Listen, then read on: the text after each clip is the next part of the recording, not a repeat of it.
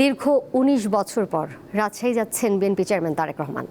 তার আগমনকে ঘিরে দলটির নেতাকর্মীদের মাঝে উৎসবের আমেজ বিরাজ করছে। নির্বাচনী জনসভার মাঠ থেকে সব প্রস্তুতি সম্পন্ন করতে কাজ করছেন জেলা, মহানগর ও কেন্দ্রীয় নেতারা। সফরসূচি অনুযায়ী বৃহস্পতিবার দুপুরে তারেক রহমান রাজশাহী পৌঁছাবেন। সেখানে ঐতিহাসিক রাজশাহী মাদ্রাসা মাঠে বক্তব্য দেবেন তিনি। একই দিন বিকেলে তিনি নওগাঁয় আরেকটি জনসভায় অংশ নেবেন। নওগাঁর জনসভা শেষে বিএনপি চেয়ারম্যান বগুড়ায় যাবেন। পথে দুপচাচিয়া ও কাহালুতে পথসভায় বক্তব্য দেবেন। এরপর রাতেই বগুড়ার ঐতিহাসিক আলতাফুন্নেসা খেলার মাঠে নির্বাচনী জনসভায় বক্তব্য রাখবেন বিএনপি চেয়ারম্যান। জনসভা শেষে তার বগুড়ায় রাত্রি যাপন করার কথা রয়েছে। এ বিষয়ে আরও জানবো, সহকর্মী রুবায়েত হাসান রয়েছেন রাজশাহীতে, সরাসরি যুক্ত হচ্ছি তার সাথে। রুবায়েত, যেমনটি বলছিলাম, তারেক রহমানের আগমনকে ঘিরে তো নিশ্চয়ই স্থানীয় নেতাকর্মীদের মধ্যে অনেক উচ্ছ্বাস উদ্দীপনা দেখতে পাচ্ছেন।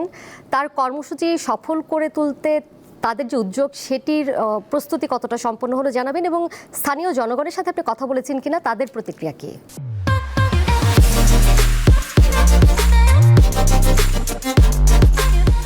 নিশ্চয়ই দীর্ঘ ২২ বছরের একটি অপেক্ষা, দোলা, সেই অপেক্ষার অবসান কাল ঘটতে চলেছে। কাল দুপুর ১২টা নাগাদ তারেক রহমান, এই দলটির চেয়ারম্যান অর্থাৎ বিএনপির চেয়ারম্যান, তিনি এই উত্তরের এই জনপদে আসবেন। সবচেয়ে বড় প্রস্তুতির বিষয়টি, এখনও যে ঐতিহাসিক মাঠটিতে আমি দাঁড়িয়ে রয়েছি, তাতে কিন্তু নেতাকর্মীরা আসতে শুরু করেছেন। পেছনেই দেখতে পাচ্ছেন নেতাকর্মীদের এক ধরনের জটলা রয়েছে। এই নেতাকর্মীরা আজ দুপুর থেকেই আসতে শুরু করেছেন এই ঐতিহাসিক মাদ্রাসা মাঠে, এবং হয়তো কাল যখন তারেক রহমান নামবেন, তাদের আশা লক্ষাধিক মানুষ শুধু এই মাঠ নয়, মাঠ ছাড়িয়ে পুরো রাজশাহীতে, আসলে পুরো এই এলাকায় ছড়িয়ে পড়বে, এমনটা এই সদর আসনের যিনি এমপি রয়েছেন মিজানুর রহমান মিনু, তিনি যেমনটা জানিয়েছেন যে লক্ষাধিক মানুষের আয়োজন রয়েছে। তবে আশার বিষয় হচ্ছে যে তারেক রহমান কিন্তু ৩৯টি উত্তরবঙ্গের যে ৩৯ আসন রয়েছে, সেই আসনগুলোতে তার প্রচারণা চালাবেন, এবং প্রার্থী রয়েছে তার মধ্যে অন্তত এই রাজশাহী বিভাগীয় যে ১৩ আসনের প্রার্থী, তাদেরকে পরিচয় করিয়ে দিবেন।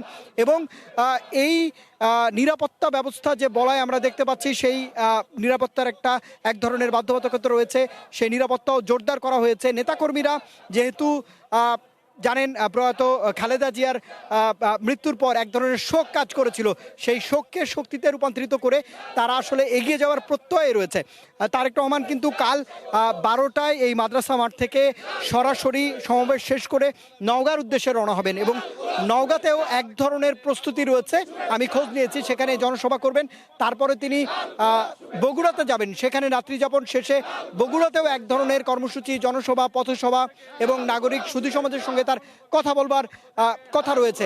নির্বাচনী প্রচারণায় তারেক রহমান রয়েছেন, তবে ১৪ দিন পর যে ত্রয়োদশ জাতীয় সংসদ নির্বাচন, সেই নির্বাচন ঘিরে দলের মধ্যে যে গণজোয়ার সৃষ্টি হয়েছে, এটি আসলে চোখে পড়বার মতো। রাজশাহী জুড়ে নিরাপত্তা বাহিনীর সদস্যদের আমি দেখেছি, এবং নেতাকর্মীদের মধ্যে এক ধরনের উচ্ছ্বাস তো রয়েছে। সব মিলে বলা যায় যে তারেক রহমান কাল যে যাত্রা শুরু করবেন উত্তরের জনপদের জন্য প্রচারণা, সেটি শেষ।